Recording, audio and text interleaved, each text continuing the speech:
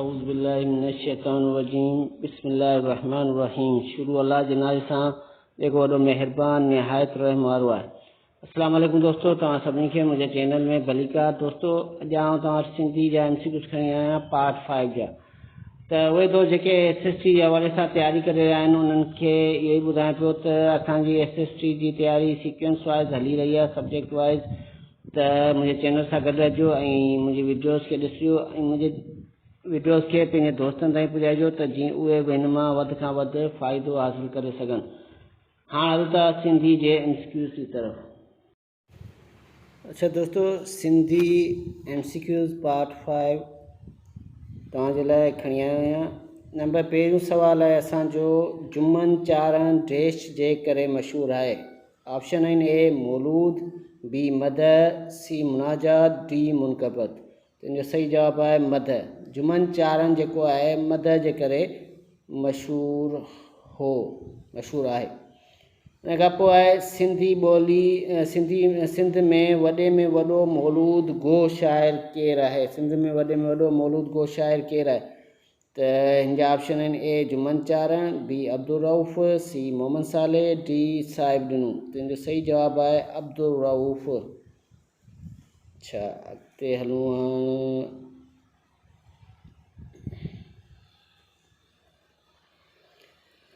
उनखां पोइ आहे क्वेश्चन नंबर 3, सिंधी नसर जी तारीख़ प्रोफेसर मंगाराम मलकाणी जो किताबु छपियो। सिंधी नसर जी तारीख़ प्रोफेसर मंगाराम मलकाणी जो किताबु आहे। पहिरीं ॻाल्हि, हीउ जेको सिंधी नसर जी तारीख़ खां वठी हेसि ताईं इहो हिकिड़ो किताबु आहे। असांजे सुवाल में इहो बि अची सघे थो त इहो किताबु कंहिंजो लिखियलु आहे, त इहो लिखियलु आहे प्रोफेसर मंगाराम मलकाणी जो। ठीकु आहे।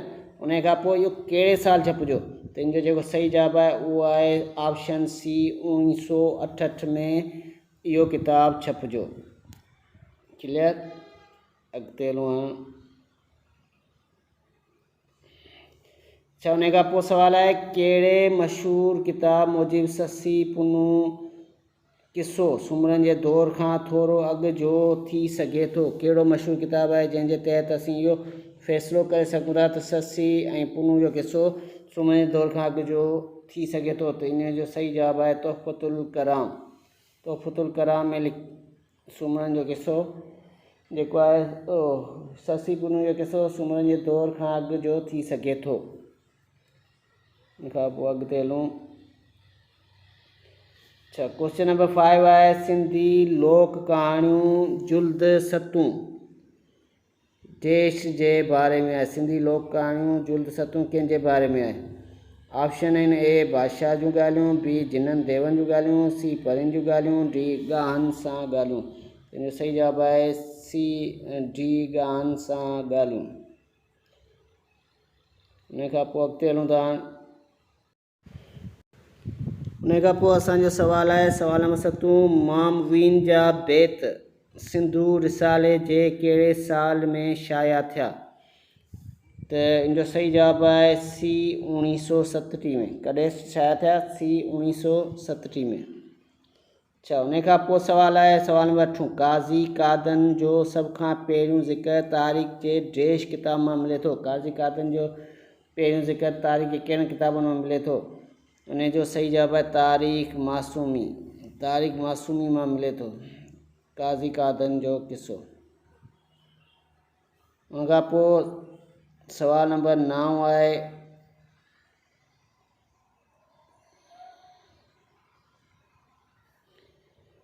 सुवाल नंबर 9 आहे, सुर कारायल जो ज़िक्र सभ खां पहिरीं कहिड़ी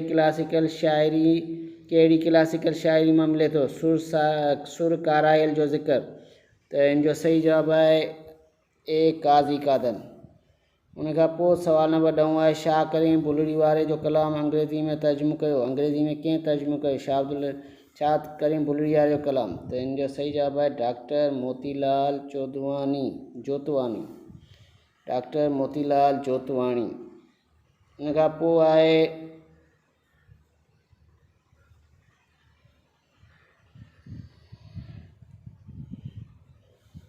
आहे सुवाल नंबर 11, बयाज़ ख़ादमी जो मुसनिफ़ आहे? बयाज़ ख़ादमी जो मुसनिफ़ केरु आहे? त हिन जा ऑप्शन आहिनि, सही जेको करेक्ट ऑप्शन आहे उहो आहे उस्मान एसानी। उनखां पोइ आहे सवाल नंबर 12 सिंधी ॿोली शाया थियल पहिरियों रिसालो। सिंधी ॿोली जो शाया थियल पहिरियों रिसालो कहिड़ो आहे?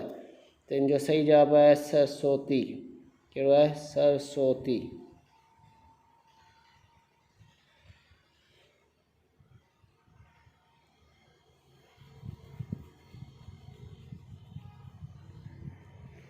अच्छा दोस्तों, ही हुई असांजी अॼु जी वीडियो तव्हांखे कीअं लॻी कमेंट्स में राय ज़रूरु ॾिजो। ओके, अल्लाह हाफ़िज़, टेक केयर।